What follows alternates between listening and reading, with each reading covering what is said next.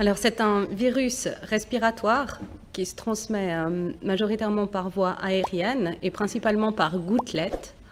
On peut avoir des transmissions par aérosol lors de situations particulières, notamment quand on fait un dépistage, lors de la réalisation du frottis nasopharyngé, et on y reviendra. Comme d'autres virus respiratoires, il se transmet aussi par contact direct, donc par portage par les mains. Mais c'est un virus enveloppé qui est sensible aux désinfectants habituels et qui est aussi sensible à l'eau et au savon. On peut trouver du virus dès les premiers symptômes dans les voies respiratoires supérieures des patients qui sont infectés.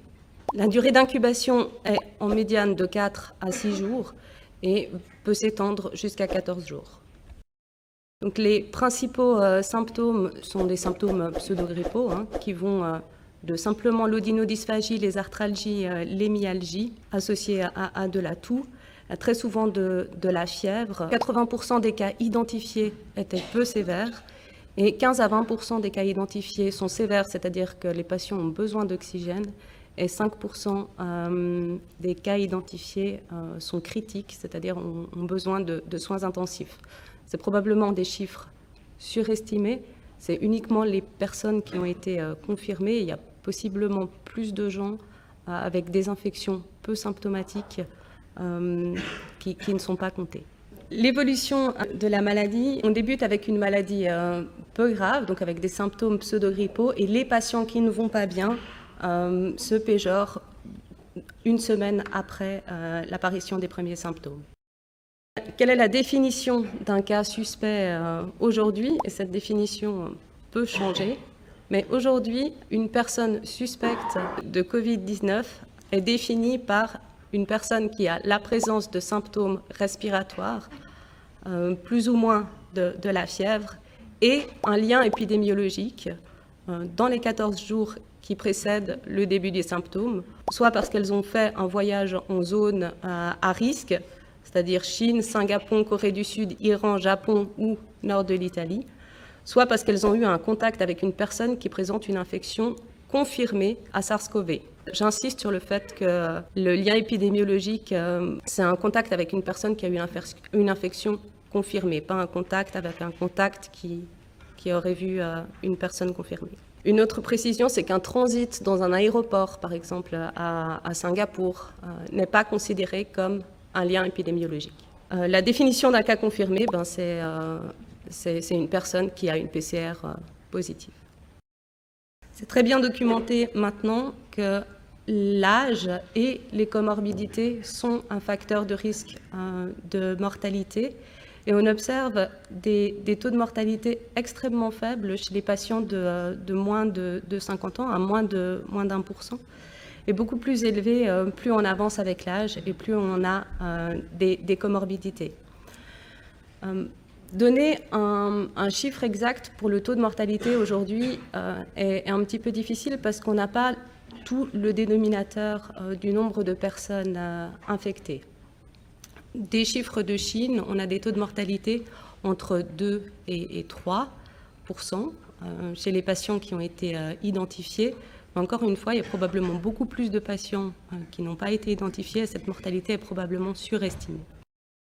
Le diagnostic se fait par PCR sur un frottis nasopharyngé.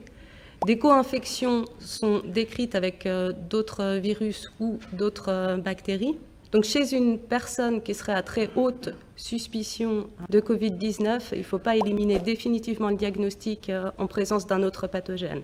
De la même façon, chez des patients qui ont uniquement une atteinte des voies respiratoires inférieures, la négativité d'un frottis nasopharyngé, si la suspicion clinique est très importante, ne suffit pas à exclure le diagnostic. Et dans certains cas, on peut rediscuter d'aller faire un prélèvement des voies respiratoires inférieures pour s'assurer que le virus n'est pas présent. On a souvent ces questions-là. On ne fait pas de tests chez les patients asymptomatiques parce qu'ils ne répondent pas à la définition de cas. Et de la même façon, on ne fait pas de tests en l'absence de lien épidémiologique à l'heure actuelle, parce que les gens ne répondent pas à la définition de cas.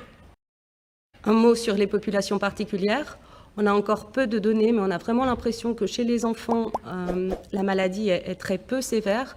D'ailleurs, aucun décès n'a été observé chez les enfants de moins de 10 ans. Et chez les femmes enceintes, on a aussi uniquement des petites cohortes, mais on n'a vraiment pas l'impression qu'elles souffrent de pathologies plus sévères que le reste de la population. Et il n'y a notamment pas de notion de transmission verticale de la mère à l'enfant.